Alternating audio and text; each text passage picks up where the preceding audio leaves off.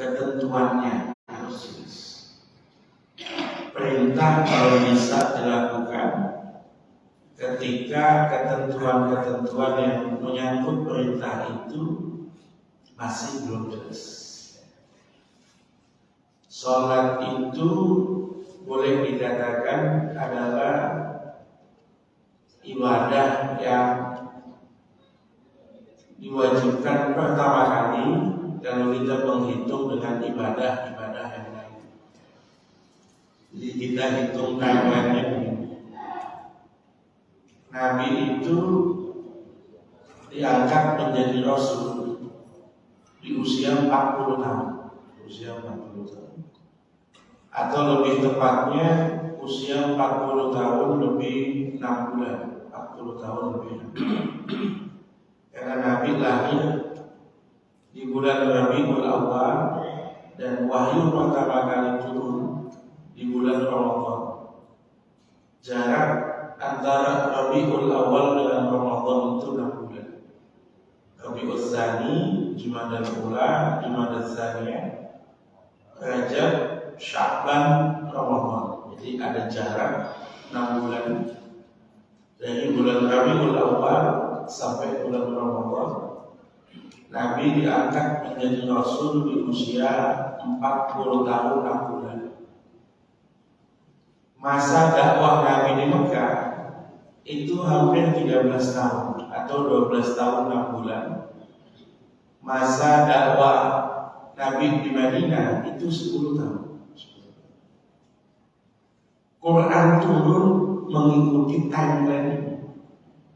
Jadi Quran turun dalam masa 22 tahun 2 bulan 22 hari, atau kalau mau digenepin 22 tahun 3 bulan.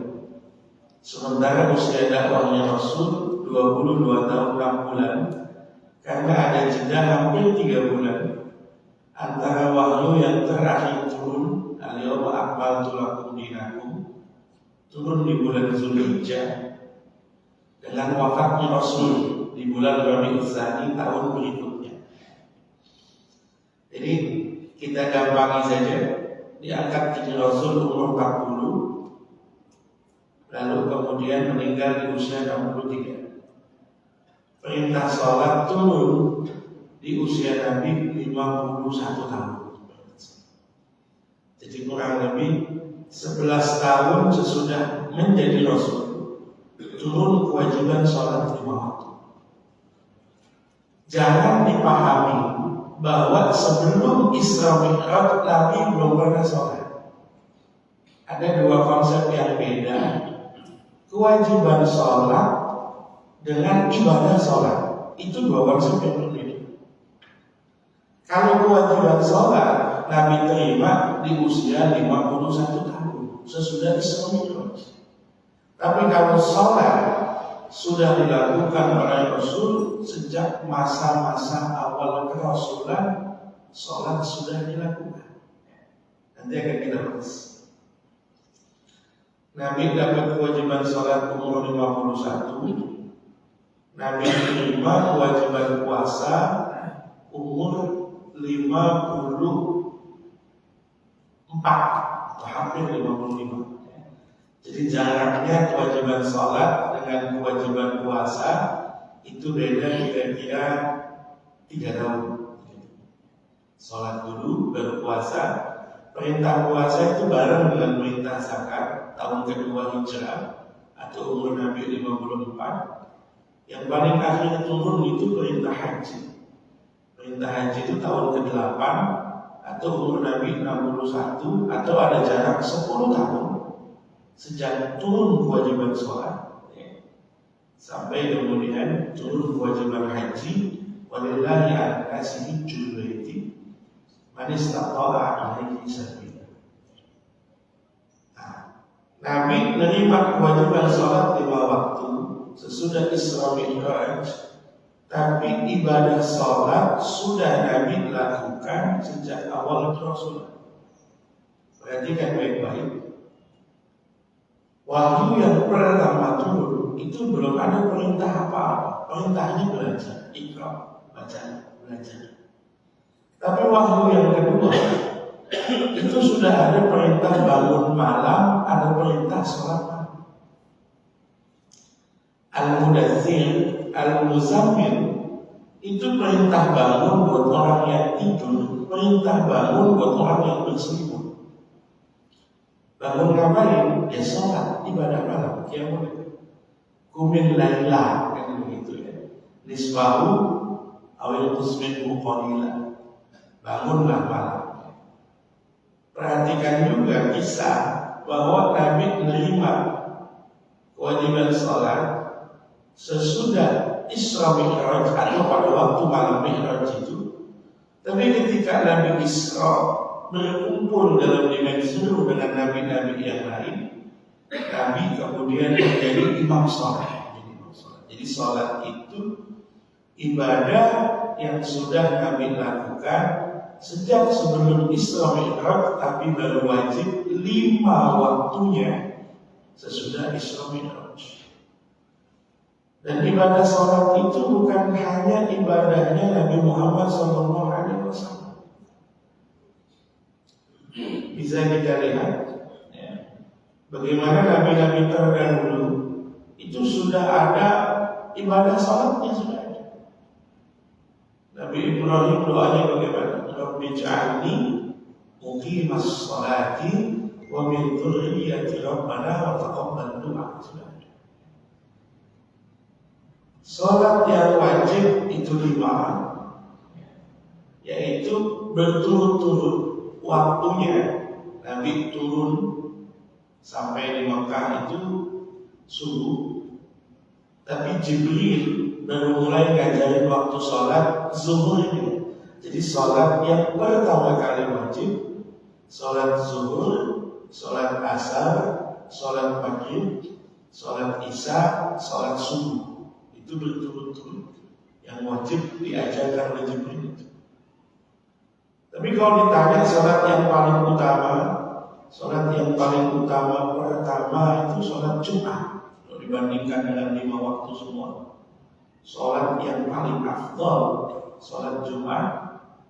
Lalu kemudian sholat asar, hafidhu ala sholawati wa sholatil wusta. Lalu kemudian sholat subuh, sholat isya, sholat zuhur, sholat maghrib. Ya, jadi kalau dihitung-hitung yang paling afdal, pertama sholat Jumat, lalu sholat asar, lalu sholat subuh, lalu sholat isya, lalu sholat zuhur, lalu sholat maghrib. Makanya lihat antara apa yang paling afdal itu biasanya yang berat melakukannya. Asar agak sepi di sini, subuh agak sepi, apalagi Natal begini ya, sepi. Tapi coba lihat maghrib, aneh kan? Maghrib itu memang hitung-hitungannya paling mudah. Sholat itu disebut sebagai ibadah yang wajibnya muwassa. Dalam bahasa Arab, muwassa itu artinya lapang. Lapang itu artinya luas. Menghitung lapang atau luas itu dari mana? Selisih waktu sholat dengan sisa waktunya itu masih banyakkan sisa waktunya. Contoh,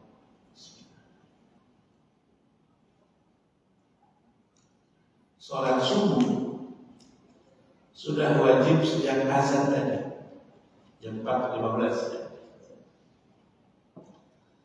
Dan sholat subuh waktunya mulai jam 4.15, anggap begitu, atau terbit fajar shadiq, itu sampai nanti terbit matahari. Jam berapa terbit? Jam di kita 5 berapa? Setengah 6. Ya kira-kira setengah 6 gitu. Jadi dari jam 4.15 sampai 5.30 ada waktu berapa? 75 menit. Sementara kita sholat subuh itu cuma berapa menit? Kita sholat subuh cuma 5 menit. Jadi waktunya 75 menit, pelaksanaannya 5 menit, ada selisih waktu 70 menit Dari mulai apa? Dari mulai sholat sampai waktu yang digunakan bukan untuk sholat. Contoh, sholat Isya. Isya itu wajib mulai 7.28, anggap 30 deh, 7.30. Sampai berapa? Mulai 7.30 sampai 4.15 waktunya. Berapa jam itu? Banyak jam itu ya. 7 sampai kemudian berapa? 4.15, anggap saja 4.30 ya. Itu 9 jam ya. Atau 8 jam 45 menit. Sholat Isya-nya cuma 5 menit, tapi disediakan waktunya oleh Allah 8 jam 45 menit. Semua waktu sholat begitu. Semua waktu sholat itu pelaksanaan ibadahnya dengan waktunya diberikan oleh Allah itu banyak sekali. Artinya apa? Artinya orang punya kesempatan melakukan sholat kapanpun asalkan masih dalam waktunya. Misalnya azan subuh 4.15. Ada orang yang sudah bangun sejak sebelum subuh 4.15 berangkat ke masjid, tunggu qomat, kemudian di masjid qomat, ikut sholat berjamaah. Ada yang baru bangun katakan 4:30, masih bisa untuk sholat. Ada yang bangun 4:30, mohon maaf, ternyata junub. Semalam punya pekerjaan bersama istrinya begitu. Maka wajib mandi dulu, mandi. Baru sempat sholat jam 5, enggak apa-apa. Ada yang semalam rupanya pulang telat, tidurnya agak larut, baru bangun jam 5 lebih 10, enggak apa-apa, masih bisa sholat. Nanti kalau sudah lewat 5:30, habis waktunya subuh, sholat tetap wajib, tapi disebutnya qadha. Qadha itu apa? Melakukan ibadah lewat dari waktunya. Hukumnya tetap wajib, tapi mengakhirkan sholatnya nanti kita lihat apakah dia punya alasan yang dapat diterima oleh syariat ataukah dia tidak punya uzur. Misalnya gimana? Misalnya malam capek sekali, tidurnya normal, tidur jam 10. Biasa bangun jam 4:30 atau biasa bangun jam 4. Tapi malam ini lelah sekali, pasang alarm, nggak bangun 6:30. Sholat subuhnya tetap wajib, namanya qadha, tetap wajib. Hukum mengakhirkan sholatnya bagaimana? Hukum mengakhirkan sholatnya itu tidak berdosa. Kenapa tidak berdosa? Karena tidak ditemukan kelalaian dalam dirinya dalam mengakhirkan sholat. Saya biasanya bangun jam 4, alarm juga dipasang, saking capek lelahnya saya nggak bangun, tidak ada kelalaian kesengajaan dalam diri.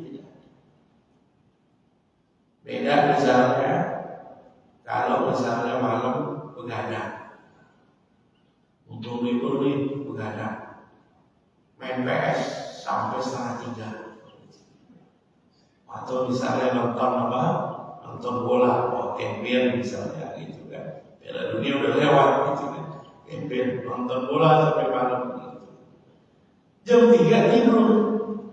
Sejak belum tidur dia sudah yakin, saya kalau tidur 15 bangunnya 6:30. Itu sholat subuhnya tetap wajib. Dia melakukan lewat dari waktunya disebut qadha, tapi mengakhirkan sholatnya hukumnya dosa. Karena ada unsur kelalaian, kesengajaan dalam dirinya. Semua ibadah begitu sama. Puasa misalnya. Wajib puasa Ramadan, dikit lagi Ramadan, ini sudah masuk Jumadah Tsaniyah, Rajab, Sya'ban, dikit lagi Ramadan. Puasa Ramadan, saya nggak puasa, wajib ganti, wajib. Kapan gantinya? Habis Lebaran, namanya qadha. Tapi apa hukumnya saya batal puasa kemarin? Ada uzurnya nggak? Ada alasannya nggak? Ada. Ngapain kemarin nggak puasa? Saya nggak puasa kemarin mudik, musafir, boleh. Kemarin kemana nggak puasa? Saya kemarin sakit. Sekarang pokok nggak apa-apa. Kemarin kemana nggak puasa? Perempuan datang bulan, perempuan nifas, perempuan hamil, perempuan menyusui, nggak ada masalah. Tinggal difoto saja begitu. Kemarin kenapa nggak puasa? Itu saya lagi jalan, lihat tukang sop buah, enak bener kayaknya. Ya saya jebol kan gitu. Sama-sama nggak puasa, tapi unsur kelalaian kesengajaannya ada. Makanya ini ibadah kalau dilakukan lewat dari waktunya disebut qadha. Ya, kita mulai dari zuhur dulu. Kapan waktu zuhur? Waktu zuhur masuk kalau sudah tergelincir matahari. Jibril ngajarinnya begitu. Kalau sudah tergelincir matahari. Tergelincir itu apa? Turun matahari. Matahari turun itu bagaimana? Dalam pandangan mata kita, matahari sejak terbit sampai terbenam kelihatannya cuma dua macam. Kalau nggak naik, ya turun dalam pandangan mata kita. Pagi terbit dari timur sampai tengah hari dia naik. Sejak tengah hari sampai terbenam dia turun. Jadi kalau nggak naik matahari itu. Kapan masuk waktu zuhur? Kalau matahari sudah turun. Berarti kita ngintip-ngintip matahari dong? Ya nggak usah. Allah kasih kita apa? Allah kasih kita akal banyak tanda-tanda. Apa tanda-tanda itu? Tanda-tanda itu adalah bayangan. Bapak lihat bayangan benda apa saja? Ada motor, ada mobil, ada bangunan, ada tiang, ada orang, lihat bayangannya. Kalau bayangan ke arah barat, berarti mataharinya belum turun.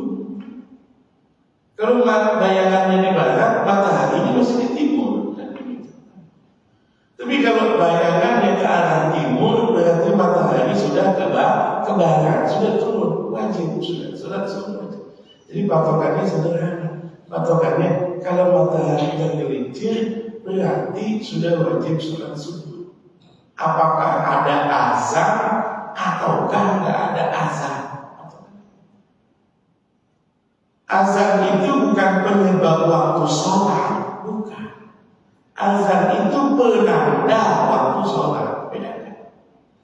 Kalau penyebab waktu sholat zuhur tergelincirnya matahari, itu penyebabnya. Tapi kalau penandanya azan meskipun nggak ada yang azan. Kalau tergelincir matahari, sholat zuhur sudah wajib. Sampai kapan zuhur itu wajib?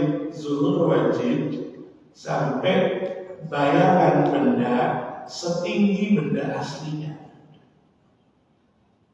Saya tinggi 160.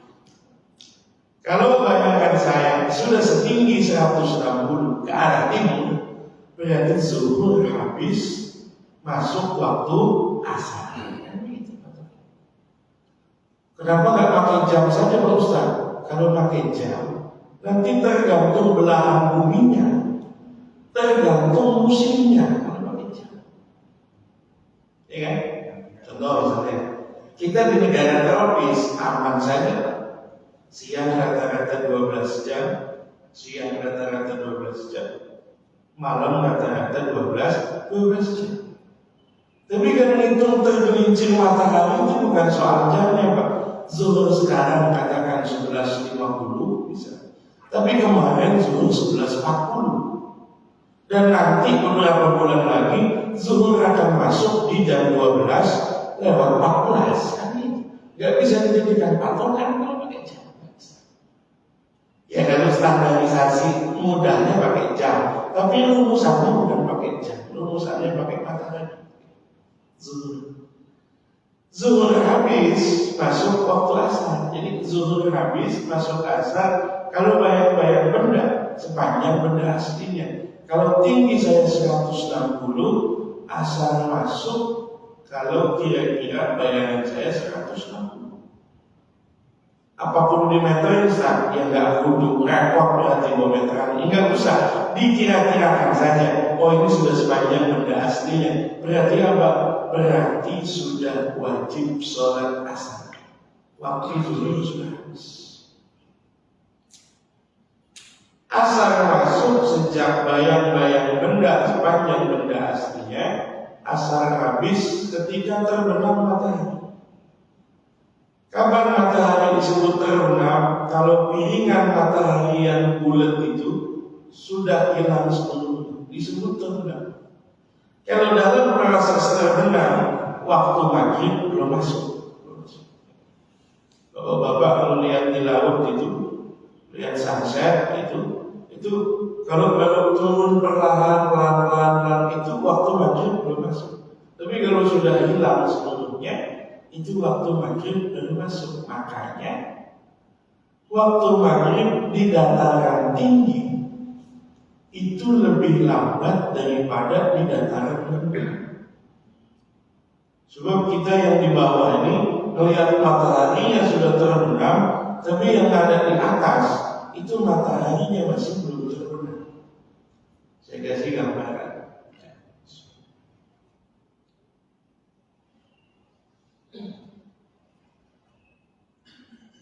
Di Dubai itu ada namanya Burjul Khalifah, Khalif Tower, ya. Ada Burjul Arab Tower, ada Burjul Khalifah, Khalif Tower. Saya nggak tahu pasti tingginya berapa, tapi kira-kira lantainya itu 120 ya, 120. Dan waktu maghrib berbeda, rata-rata per 40 lantai. Waktu maghribnya beda. Misalnya buka puasa Ramadan, lantai 1 sampai lantai 40 itu anggap saja misalnya jam 6.15. Lantai 41 sampai lantai 80 itu buka puasanya, maghribnya itu jam 6.35. Lantai 81 sampai lantai akhir buka puasanya itu jam 6:50. Bedanya jauh. Makanya kalau pagi itu nggak ada orang di atas, nggak ada. Orang turun semua lantai bawah itu supaya bukanya cepat. Maka seperti kita di gunung begitu kan. Kita yang di bawah gunung itu lihat matahari sudah terbenam, tapi yang di atas itu masih melihat apa? Ada sisa terbenamnya matahari itu masih belum total. Sampai kapan waktu maghrib itu selesai? Waktu maghrib itu selesai sampai hilangnya mega yang merah. Mega itu apa? Twilight. Refraksi, sisa pancaran sinar matahari. Mataharinya sudah hilang dalam pandangan mata kita, tapi pancaran cahayanya masih ada. Malam nggak langsung gelap kan?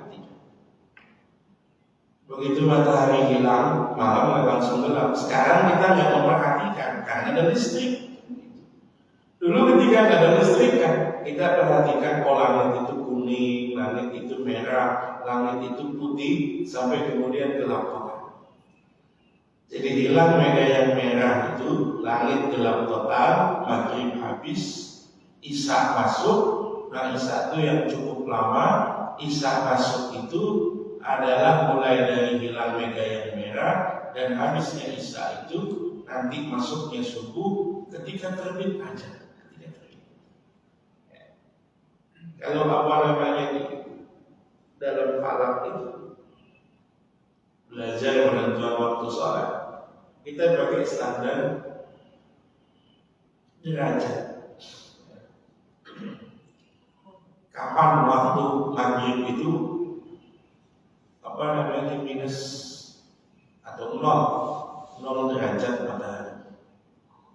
Kapan waktu isya masuk itu minus 18 derajat matahari dari lingkaran. Kapan waktu subuh masuk itu minus 20 derajat matahari. Jadi yang disebut dengan fajar itu apa? Fajar itu cahaya menjelang matahari terbit.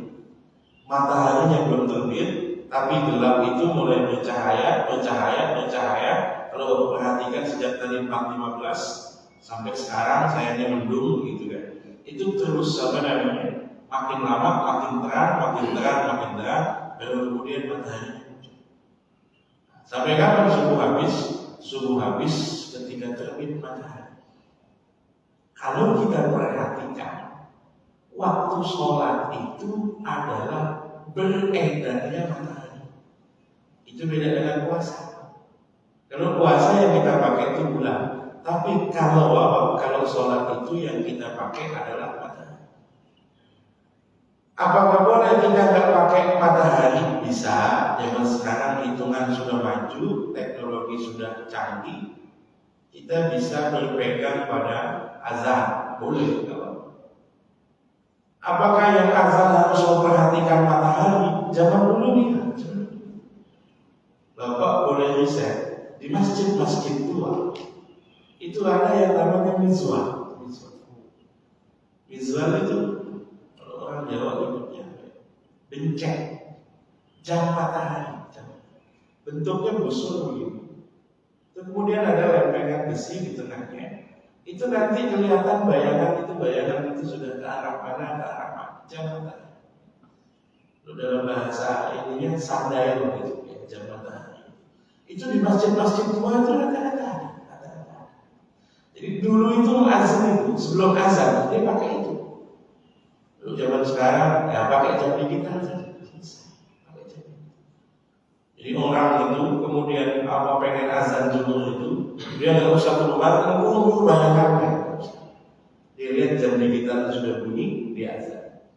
Asal juga begitu nanti. Atau kita yang berada jauh dari masjid, kita boleh berpegang pada aplikasi. Bapak misalnya install Muslim Pro atau yang lain-lain itu aplikasi penunjuk waktu sholat, asal akurat, presisi, maka sudah bisa dipakai sebagai patokan. Patokan kita untuk sholat berarti otomatis patokan untuk buka puasa, karena buka puasa itu masuk waktu maghrib, berarti juga patokan mulai puasa, karena patokan mulai puasa itu juga adalah masuknya waktu subuh. Nah yang terakhir, sholat yang waktunya panjang itu derajatnya beda-beda.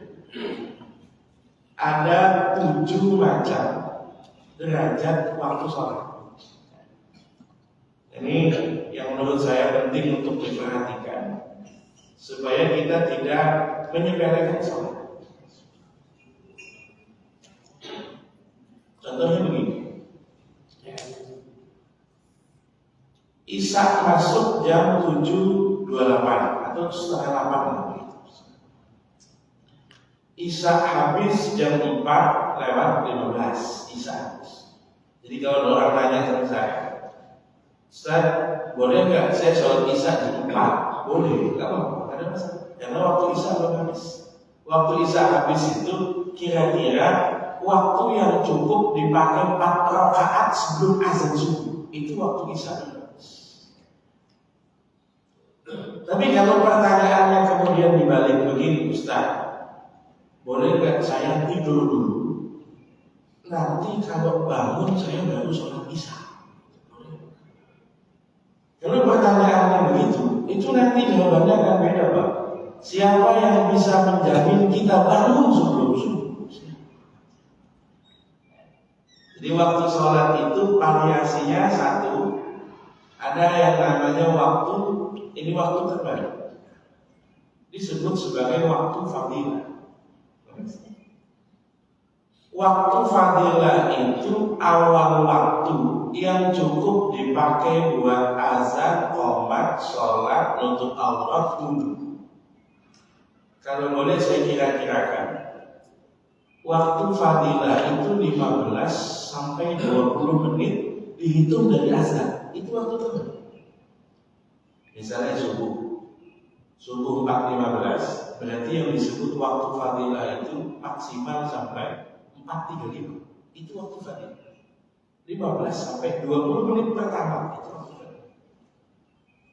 Misalnya Isya mulai dari jam setengah 8, maka waktu fadilah itu sampai misal dari 7.30 sampai 7.50, 15 sampai maksimal 20 menit setelah azan atau dihitung dari awal waktu, kita sebut sebagai waktu fadilah. Usahakan bisa sholat di 15 atau 20 menit pertama dari waktu sholat. Usahakan. Karena kita nggak pernah tahu nyawa kita sampai akhir waktu sholat atau tidak. Karena umur kita itu hanya menunggu sholat. Kan begitu. Misalnya ini, kita sholat subuh aman, sudah sholat. Itu nyawa kita tinggal menunggu zuhur. Zuhur aman, kita masih hidup. Berarti nyawa kita tinggal menunggu asar. Kan begitu. Asarnya lewat, berarti dia nggak sholat asar, tapi dia disolatin. Jadi waktu fadilah itu 15 sampai 20 menit dari awal waktu. Di bawah waktu fadilah ada yang namanya waktu ikhtiar. Waktu ikhtiar itu separuh waktu sholat. Misalnya Pak, subuh itu dari jam 4.15 sampai setengah 6. Maka disebut waktu ikhtiar itu sampai kira-kira jam 5 kurang 10 atau jam 5 kurang 5, itu kita sebut waktu ikhtiar. Separuh waktu pertama. Misalnya maghrib dari jam 6 lebih berapa? 6 lewat sampai setengah 8. Maka yang disebut sebagai waktu ikhtiar itu separuh waktu pertama.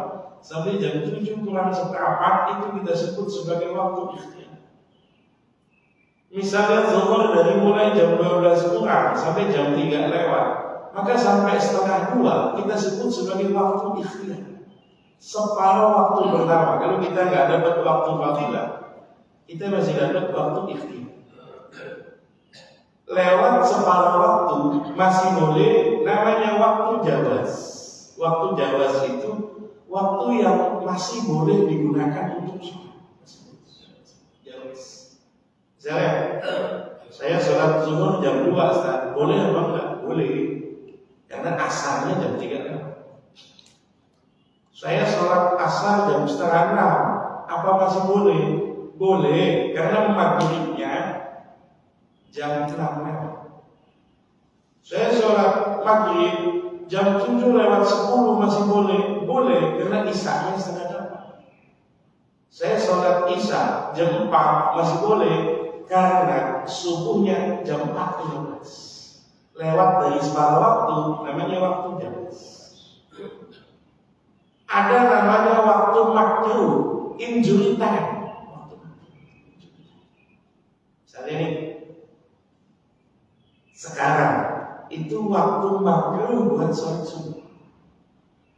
Sholat subuhnya tetap wajib. Yang disebut sebagai makruh itu kegiatan dia ngapain aja sampai baru subuh jam segitu.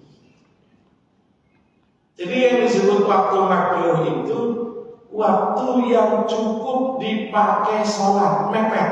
Misalnya nih, subuh habis setengah 6. Sekarang jam 5.25, saya sholat subuh sekarang. Sholat subuhnya wajib, tapi waktunya disebut waktu makruh. Dari tadi ngapain aja? Tadi saya lihat WA, tadi saya ngecek HP, tadi saya ngopi dulu. Nah ini yang bikin makruh itu yang bikin makruh. Dari tadi ngapain aja? Beda kalau misalnya saya lelah sekali baru bangun, itu udah makruh gitu. Yang paling parah itu waktu yang tidak cukup dipakai untuk sholat, nanti namanya waktu haram. Subuh habis 5.30, dia baru takbir 5.29. Itu bukan injury time lagi namanya. Subuh habis 5.30, dia kemudian apa? Dia kemudian baru apa? Baru takbir 5.29. Sholat subuhnya tetap wajib, tapi kan nggak mungkin cukup waktunya. Disebutnya waktu haram dari tadi ngapain? Kalau sudah lewat waktunya, tadi kita sebut sebagai waktu qadha ya. Kalau sudah lewat waktunya, kita sebut waktu qadha. Ada dua waktu lagi. Ini biasanya orang yang punya uzur. Dua waktu.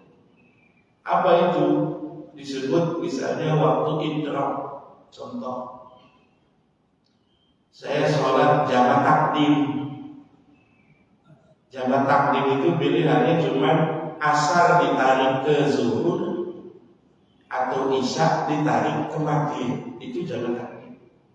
Kalau jamak takhir sebaliknya, zuhur ditarik ke asar atau maghrib ditarik ke isya. Jangan ada ceritanya subuh ditarik ke zuhur. Begadang bangun-bangun jam 12. Sholat apa ini? Jamak takhir saya subuhnya belum. Nggak ada itu, nggak ada. Jamak takdim, saya jamak takdim jam 1 sholat zuhur dan asar sekaligus. Lah kan belum waktunya sah. Itu namanya waktu idrak. Ada uzurnya. Atau dibalik. Sholat jamak takhir zuhur dengan asar jam 4. Kan qadha namanya, bukan qadha, namanya jamak takhir, waktunya waktu idrak. Atau ada namanya waktu darurat. Waktu darurat itu hanya dialami perempuan yang datang bulan atau nifas. Misalnya begini. Azan subuh nih jam 4.15. Azan subuh. Siap-siap mau wudu apa. Ketika siap-siap mau wudu, ternyata keluar darah, datang bulan. Berarti kan nggak sholat. 5 hari lagi mampet tuntas datang bulannya. Subuh yang kemarin dikodok. Kenapa dikodok? Karena waktu azan subuh darahnya belum keluar, masih wajib dia sholat subuh. Namanya waktu darurat. Atau dibalik begini. Perempuan datang bulan jam 4:10, waktu subuh belum masuk, mampet darah sudah. Berarti kan wajib sholat isya. Tapi kan nggak mungkin saat saya sholat isya sekarang karena masih wajib mandi dulu. Nggak mungkin juga mandi dalam waktu 5 menit. Betul. Mandi dulu, nanti subuh, habis subuh qadha isya. Kenapa wajib sholat isya? Karena ketika darahnya mampet, dia dalam keadaan masih waktu sholat isya. Mudah dipahaminya ya. Apakah ketika datang bulan dia masih mendapati waktu sholat? Ataukah dibalik? Apakah ketika tuntas haidnya dia masih berada dalam waktu sholat? Itu dua sholat itu nanti diqadha. Nah yang paling akhir, sholat itu paling afdal dikerjakan awal waktu, paling afdal. Meskipun dalam beberapa kasus ada 2 kasus sholat dikerjakan bukan di awal waktu, ada 2 kasus. Satu, sholat zuhur di musim panas di tempat panas. Bapak-bapak yang umur itu ngalami jeda zuhur terutama di Madinah. Apalagi di musim panas, itu lama sekali azan sama Allah.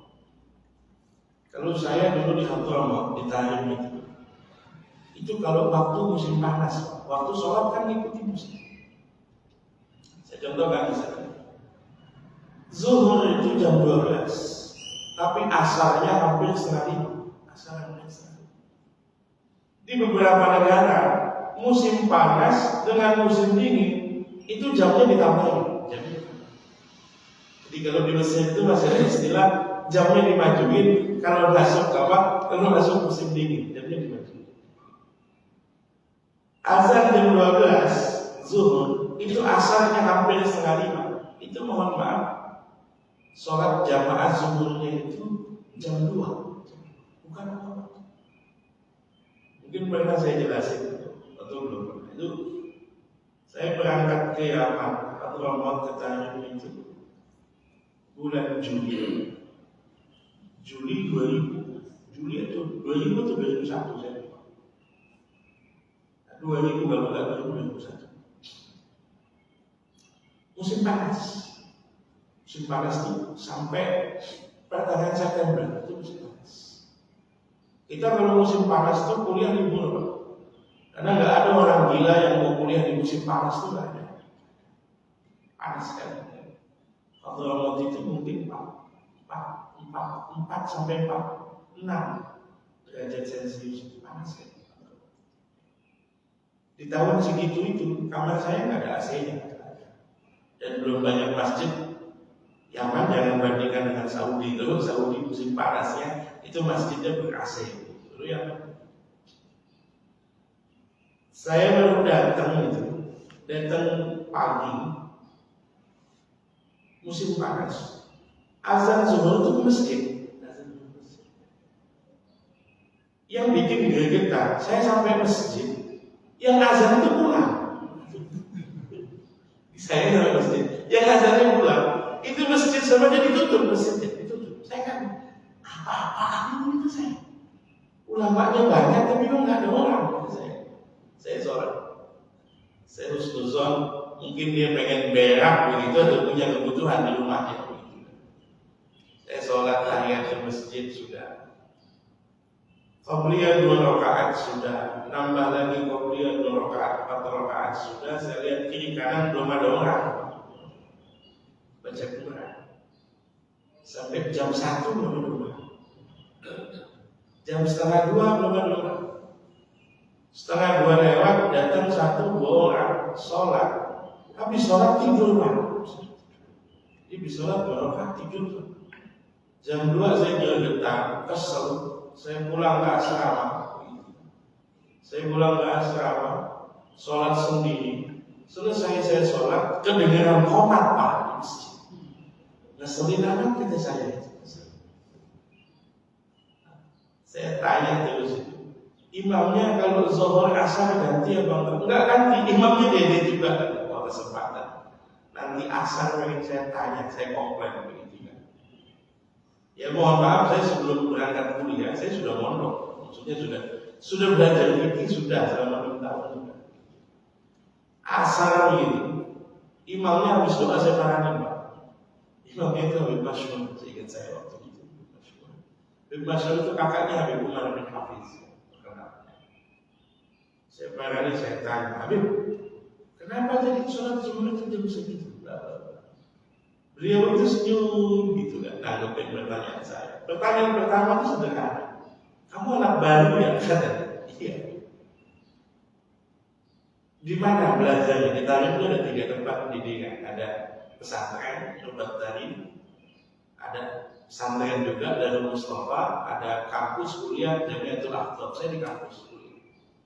Saya bilang saya ada semester berapa? Baru mau masuk, baru nanti September mulai. Oh berarti belum mulai kuliah. Ah sudah. Ya, nanti kalau kamu nanti setahun lagi, itu ketemu babnya katanya. Ketemu belajar. Ternyata benar. Nabi itu dulu di Madinah, kalau di musim panas, itu ada jeda lama azan sampai qomat. Jadi kalau di musim panas, habis azan itu memang tidur dulu. Jadi ada yang namanya qailula. Di banyak negara tidur siang itu semi wajib ya, semi wajib. Di Arab sampai sekarang ya masih membiasakan tidur siang. Kalau musim dingin, sholat dulu baru tidur. Kalau musim panas, tidur dulu baru sholat. Karena siangnya panjang. Tapi di Nurul Hidayah nggak usah ikut-ikut kayak begitu. Jangan nanti azan zuhur jam 12, kemudian qomatnya jam 2. Karena kita tidak ada musim panas di sini, nggak ada. Indonesia nggak ada. Indonesia itu yang ada hanya musim kemarau dan musim hujan, nggak ada musim panas. Yang kedua, subuh. Ini kebalikan di musim dingin. Subuh di musim dingin, malamnya kan panjang. Subuh di musim dingin malamnya panjang. Ya. Kayak sekarang ini, bulan-bulan Desember ini musim dingin. Musim dingin itu azan subuh itu 5:30. Isra'nya jam 7. Setengah 6 itu kadang-kadang qomat itu yang jam 6 lebih, jam 6 kurang 10 itu baru qomat. 20 menit itu. Nabi dulu kalau subuh habis qobliyah subuh itu rebahan, intija rebahan. Tolong dibedakan antara rebahan dengan tidur, itu beda. Bukan tidur Nabi, rebahan. Rebahannya ngapain Nabi? Rebahannya tetap zikir, nunggu jamaah. Jadi umat Nabi yang macam-macam. Ada umat Nabi yang soleh kayak bapak-bapak di sebelum azan sudah nyampe, ya ada. Gitu. Tapi kan ada umat Nabi yang kebluk, yang susah dibanguninnya kan ada. Ada umat Nabi yang semalam begadang, ada yang semalam nonton, ada yang semalam. Kan semuanya tetap wajib sholat subuh. Nabi itu pengen namanya umat itu jamaah semua, jamaah subuh. Maka kalau di musim dingin yang malamnya panjang itu, Nabi itu rebahan, jeda itu sampai 20 menit kira-kira antara azan subuh sampai qobliyah. Sekali lagi di wilayah yang mengalami musim dingin. Nurul Hidayah nggak usah ikut-ikut. Jangan nanti habis azan kemudian qobliyah rebahan itu bablas sampai jam 7 tak rebahan. Jadi itu namanya bagaimana musim atau cuaca itu mempengaruhi waktu-waktu sholat di negara yang mengalami 4 musim tadi. Wallahu a'lam bishawab. Kalau ada yang masih iskal atau ada yang ingin ditanyakan, tafadhol.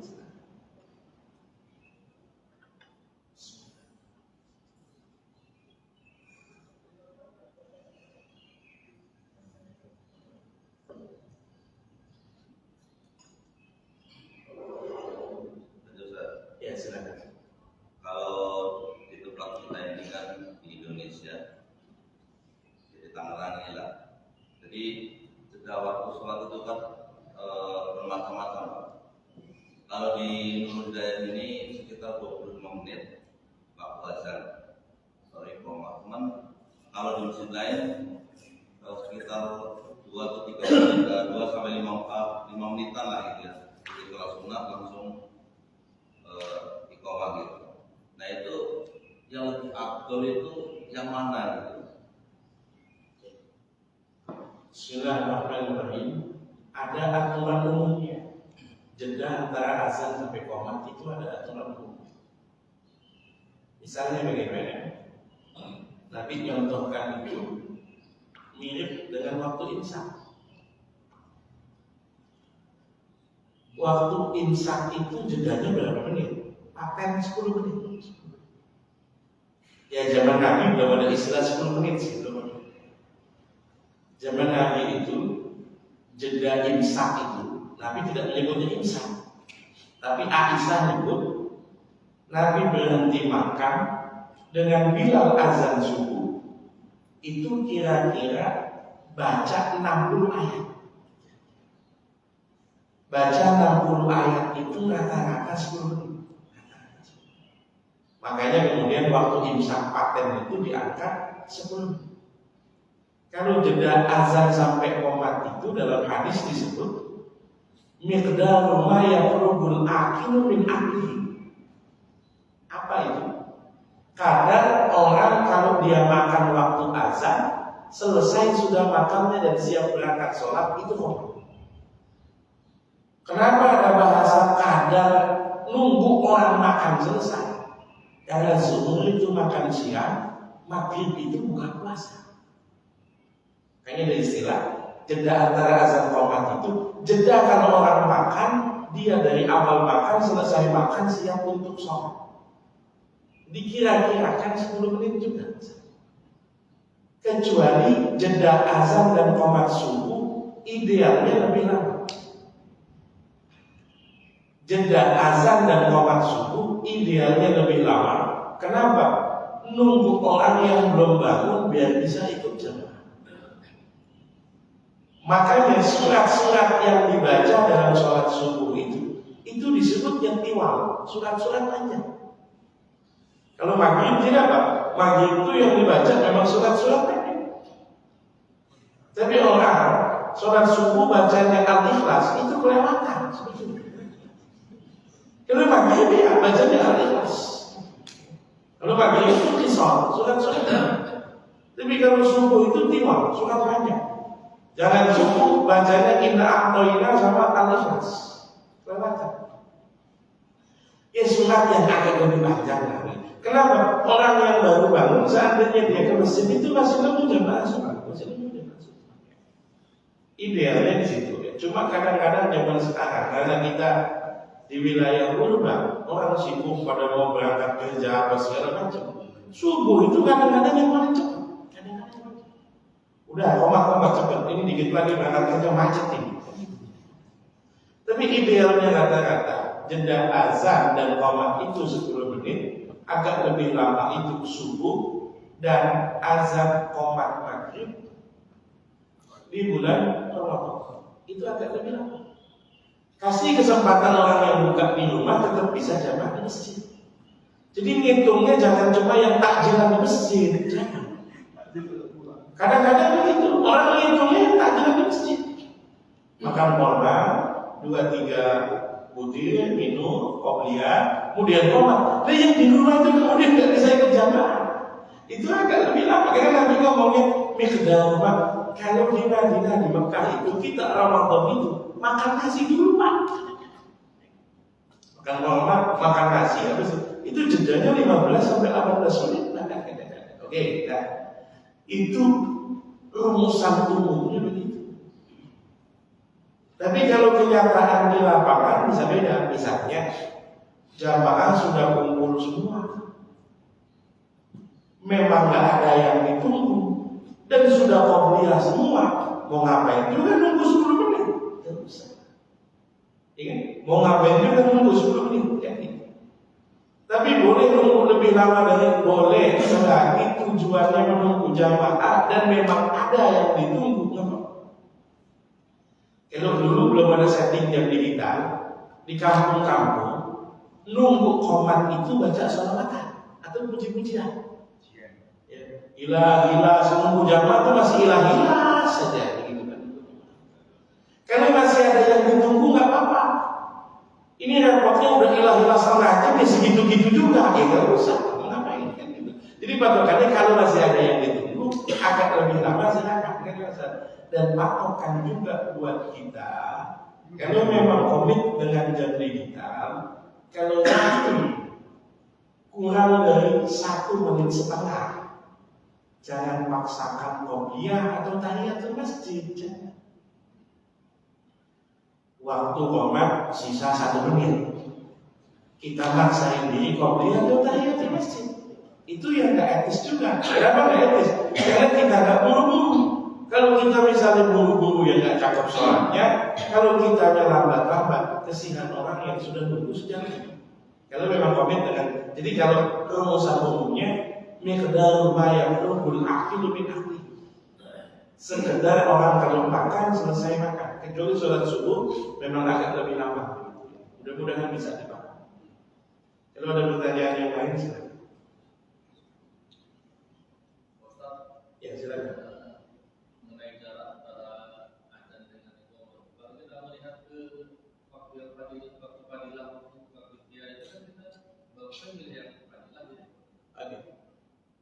Jadi kalau kita mengatur waktu sampai 15 atau 20 menit itu kan waktu fadilahnya nggak lewat.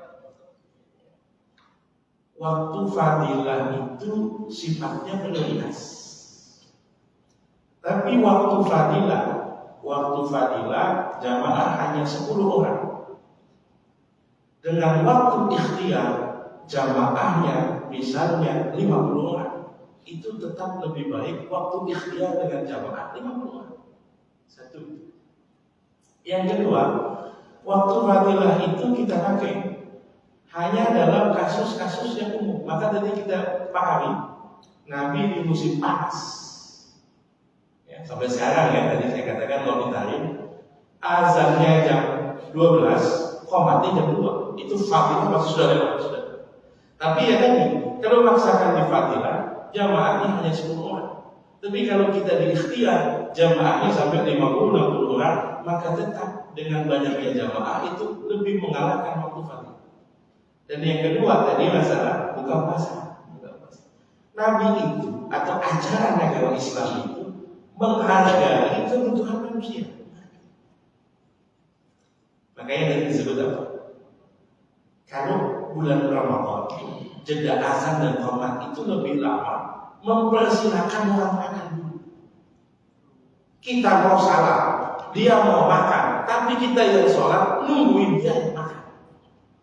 Itu kan kalau kita pikir-pikir, agama kalah sama dunia itu, bukan begitu rumusannya. Rumusannya itu ajaran agama menghargai kebutuhan manusia. Makanya kata Nabi, kalau kita sholat, tapi kok kita lapar, makan dulu. Berkali-kali Nabi bilang, idza quddimal asya, fabda'u bil asya. Kalau sudah dihidangkan makan malam, maksudnya buka puasa, maka dahulukanlah makan, baru kemudian sholat maghrib. Kata Nabi. Nah, prinsipnya sederhana, lebih baik makan ingat sholat daripada sholat ingat makan. Saya pernah Pak, mau sholat zuhur, ada tamu bawain durian Pak, 1 kardus. Durian bawa Pak. Saya pengen berangkat jamaah. Sekeluarga saya mau durian semua. Kalau saya berangkat, habis ini durian. Ya saya makan durian dulu, nikmati makan. Baru kemudian berangkat, meskipun nggak dapat tahiyatul masjid, nggak dapat qobliyah, nggak apa-apa. Lebih baik makan durian dengan sholat daripada sholat nggak khusyuk nggak bisa durian. Mudah-mudahan bisa dipahami ya. Ada pertanyaan yang lain? Ya silakan. Ini kan sempat dilakukan sholatlah apabila telah datang waktu. Nah itu aplikasi. Sholatlah Apabila telah datang waktu. apabila telah datang waktu.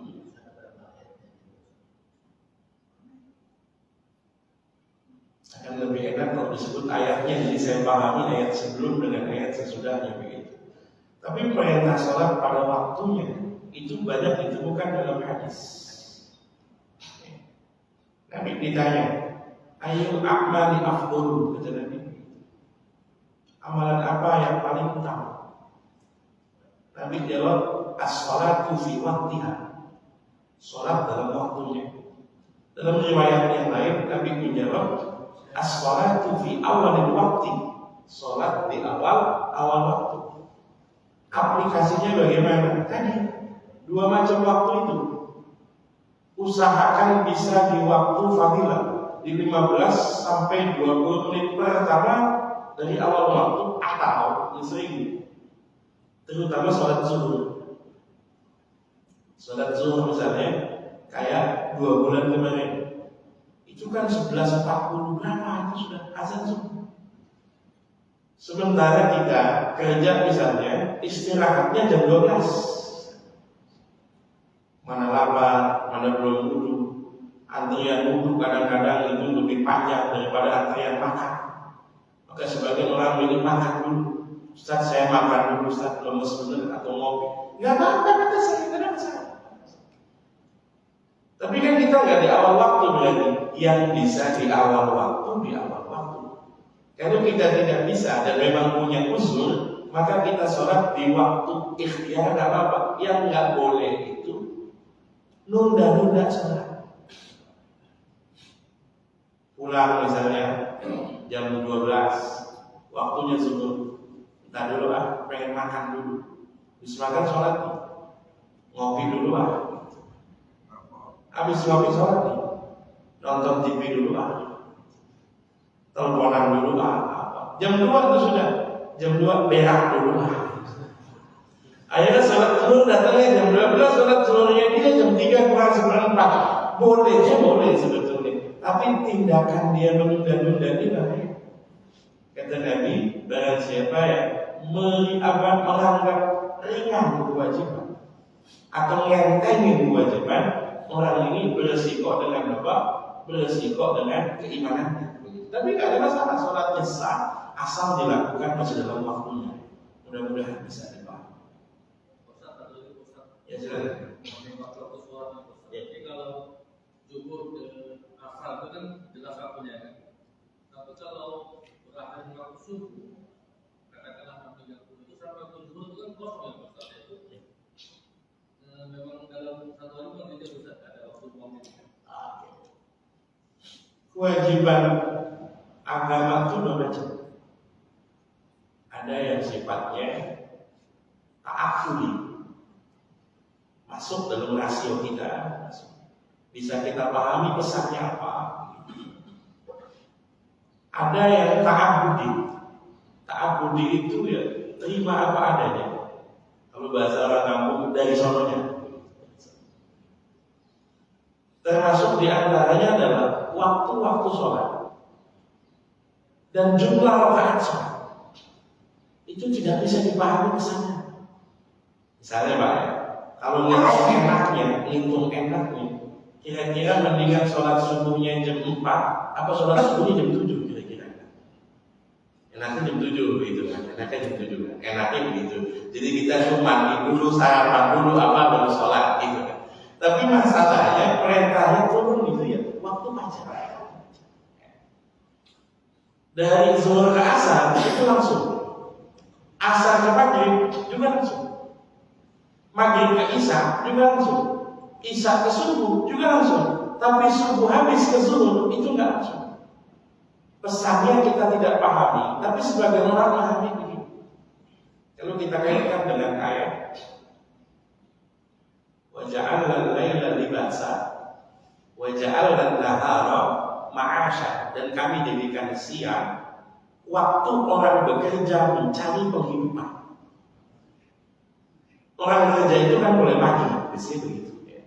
Jadi biar orang bekerja itu dia tidak terbebani dengan kewajiban sholat. Dia baru wajib sholat ketika istirahat makan siang, baru wajib sholat. Tapi sekali lagi itu hanya pemahaman kita.